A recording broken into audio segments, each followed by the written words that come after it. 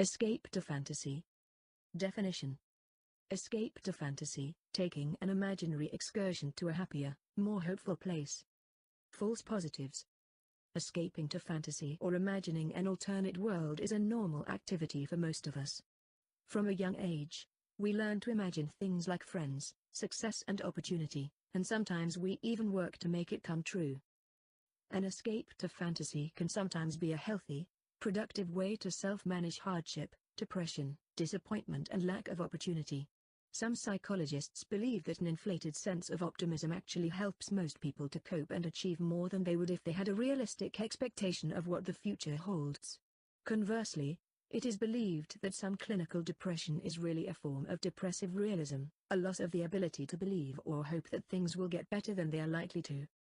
Escape to fantasy can sometimes be seen in cults and religions where people adopt an alternate persona or begin to believe that they are not responsible for the consequences of their own actions or vulnerable to the actions of others.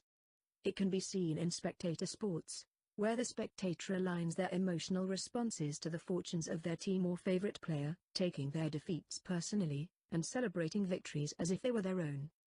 Escape to fantasy becomes dysfunctional when it chronically or systematically interferes with an individual's ability or willingness to take responsibility for their own actions and to make important decisions affecting their future.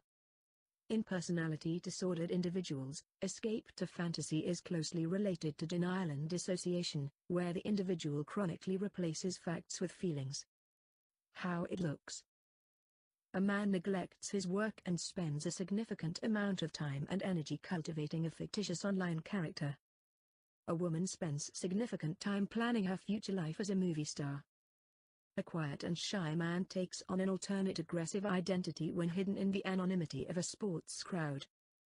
A woman who is withdrawn around her family secretly engages in impulsive promiscuous sexual activities with strangers. A man asserts that his new religious belief will effortlessly compensate for his destructive behaviors or bad decisions. How it feels. Living with a person who chronically escapes to fantasy can make partners or family members of an abusive individual feel powerless, because if the person's actions are not rooted in reality, there is little they can realistically do to improve the situation. It's common for abuse victims to retreat into fantasies of their own, where they imagine a better, safer, more successful life for themselves. The danger comes when the abuse victim replaces reality with fantasy on a systematic basis, which can prevent them from making constructive choices or escaping abusive environments. Escape to fantasy can also be a cause of enabling abuse, where, in spite of the evidence, those around the abuser choose to believe that nothing is wrong. This attitude can be contagious for abuse victims, leading to further disconnection with the reality of the situation. Learning to cope. A little fantasizing can be fun and therapeutic. The important thing is to base your big and important decisions on reality. It is also important to be able to separate fantasy from fact in understanding a personality disordered spouse or family member's character, words and deeds. A good therapist can help you keep a grip on reality if it gets confusing.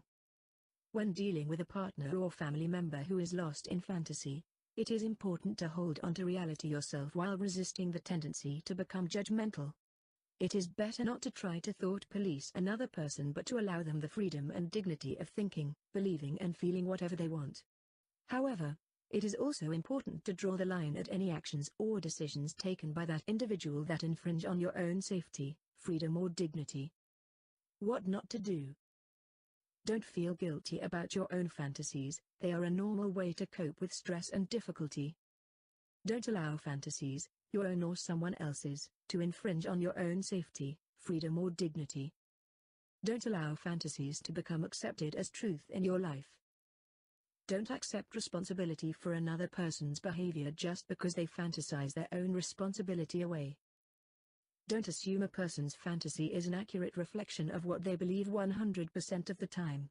Many fantasies are temporary mental departures from reality. What to do?